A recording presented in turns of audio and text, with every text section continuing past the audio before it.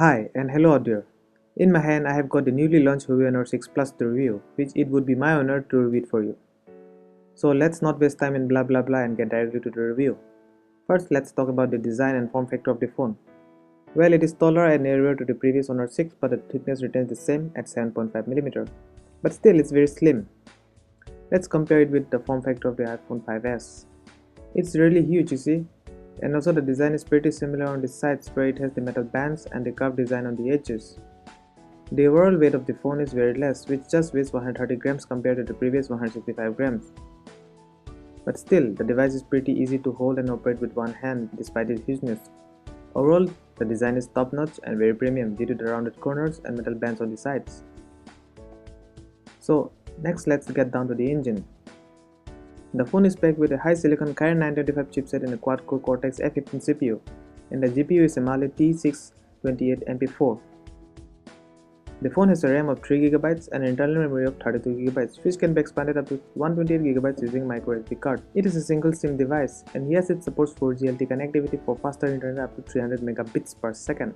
The 5.5-inch display is an IPS LCD capacitive touchscreen with 16 million colors with a resolution of 1920 by 1080 pixels, which gives it a pixel density of 401 ppi.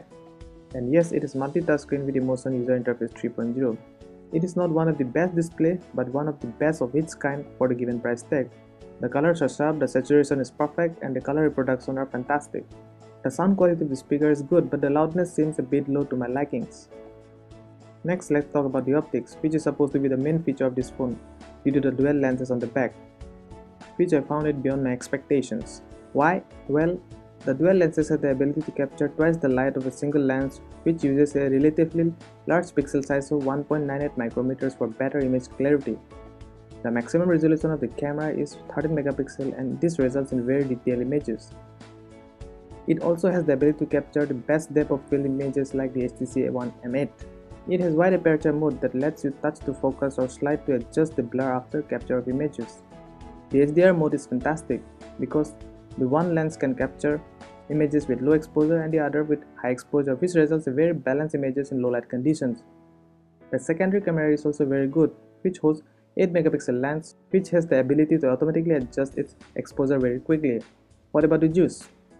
Well, it is packed with non-removable lithium polymer battery of 3600 mAh, which is way more than any other flagship phone in the world, except the Moto Turbo Max, which means it has now more power than Samsung Galaxy Note 4, Samsung Galaxy S6, Galaxy Edge, Nexus 6, iPhone 6, and the list goes on and on. So no complaints on the juice for the whole day, used for browsing the web, gaming, watching videos, camera, etc. and etc. So now what about the benchmarks? On Antutu, the device was able to obtain a score of 42,134, which is really good, but it was unable to beat the flagship phones with high-end Snapdragon processors. So will it affect the high-end gaming performance?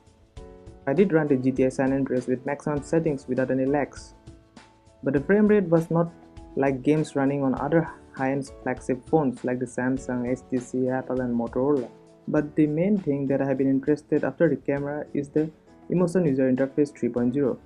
On top of the Android KitKat 4.4, it is stuffed with the Emotion User Interface 3.0, so no lollipop just yet.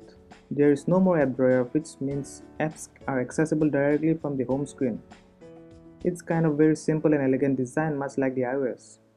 The phone has on-screen buttons which have a back button, home button and a multitasking button which brings your active applications that you were using. As far as the customization goes, there is a Themes app where you can download different apps and choose your own style. So on the performance perspective, Huawei did a pretty good job because you don't get this kind of hardware in the engine, form factor, optics, display and sensors with any other brands for the given price tag. So should you go for it or not? Well, let me make it clear by telling you what are the pros and cons of the device. The pros are, the first pro is definitely the camera, the quality of the camera that it has. The second is the battery capacity with 3600 mAh, the octa-core Kirin 925 chipset, the 3GB of RAM, 1080 IPS display, the simple Emotion User Interface, and finally the premium body. The cons are, well, there's nothing serious con for this phone at the given price tag. So at the end, if you're still thinking whether to go with it or not, I can recommend a phone for you at almost the same price tag. I have provided the links in the description below, so check it yourself.